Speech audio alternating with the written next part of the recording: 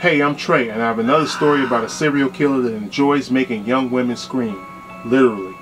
If you enjoy stories such as these, as I do, that'll keep you vigilant when it comes to protecting your mothers and your daughters, then subscribe to this channel. FYI, you might want to stick around to the end to see what actually happens to the victims. Also, hit the like button and notification button so you can be reminded of new content that I upload every Tuesday, Thursday, and Saturday.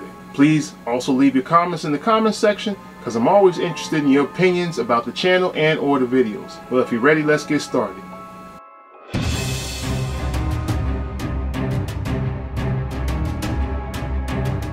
(1988) in the country of Ecuador, near the southwest part of Ecuador, a young female student whose name was not provided was seen by witnesses walking around the city center of Machala.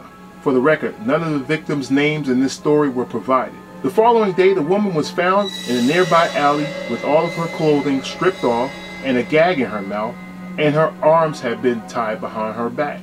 It was obvious that the female had been raped and she had been completely covered with blood.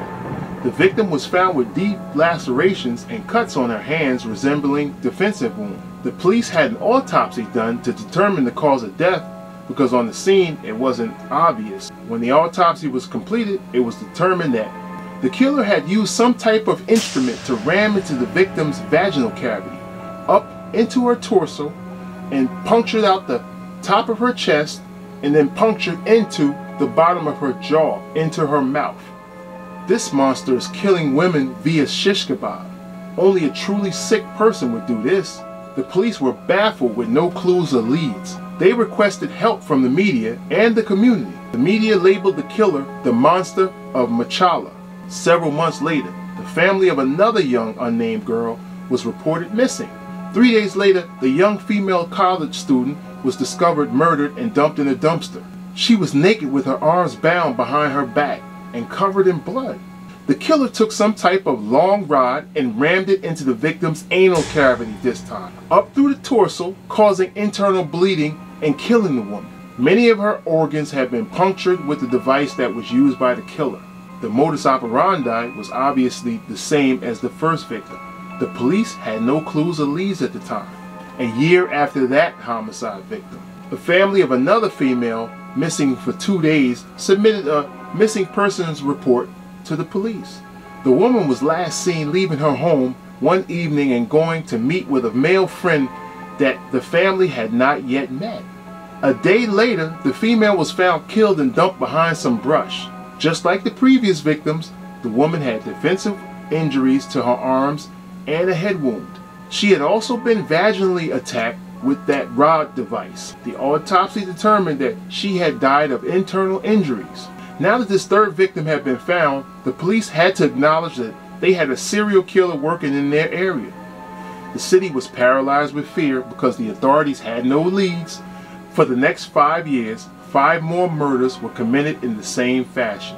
Each victim had been stabbed through their vaginas, up through the torso, and punctured the bottom of their mouths. They all died of massive internal blood loss or organ failure. 2 of the murder victims turned out to be juveniles. 2 additional victims that escaped the killer assisted the authorities in apprehending the actor. Those victims were a juvenile and an adult sex worker. The killer had raped them both on 2 separate occasions.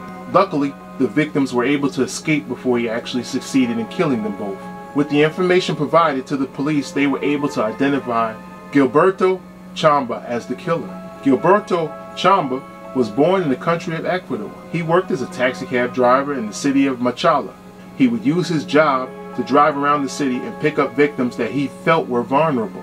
The escaped victims explained what happened to them and how they were able to escape from Gilberto. He was brought in for questioning and confessed to all the murders. Gilberto took the police to all the sites where he killed and dumped all the victims. He was charged with 8 murders and 2 rapes. He was found guilty and given a 16-year prison sentence. That's it? After serving 7 years in prison, he was released from prison on good behavior. Excellent prison system you got there, Ecuador. You can kill as many as you want and get half your time cut off for being good in prison. In 2000, Gilberto migrated to the country of Spain for a fresh start. Lucky him. He took his wife and daughters with him. He worked several odd jobs to maintain his family's lifestyle. To name a few, he worked as a doorman for an apartment building and as a local college groundskeeper. Maria Isabella Bascarna was a law student for the College of Lleida.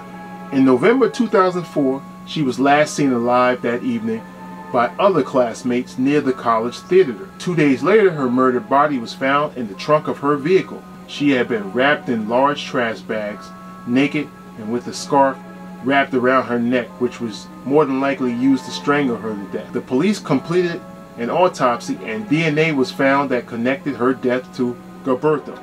You know, you really have to thank Ecuador for this one. He was known to regularly harass female college students. When the story broke in the local newspaper that Gilberto was identified as the murderer, a local sex worker whose name was not provided came forward to the police and identified him as her rapist. Gilberto was charged with murder and 2 rapes. He was found guilty and given a 45-year prison sentence. Thank you, Spain. Well, I hope you enjoyed this story. If so, hit the like button, subscribe, and also the notification button so you can be reminded of new content that I upload every Tuesday, Thursday, and Saturday. Also, please feel free to leave comments in the comment section. I'm always interested in what you have to say about the video and or the channel. God bless you and stay safe.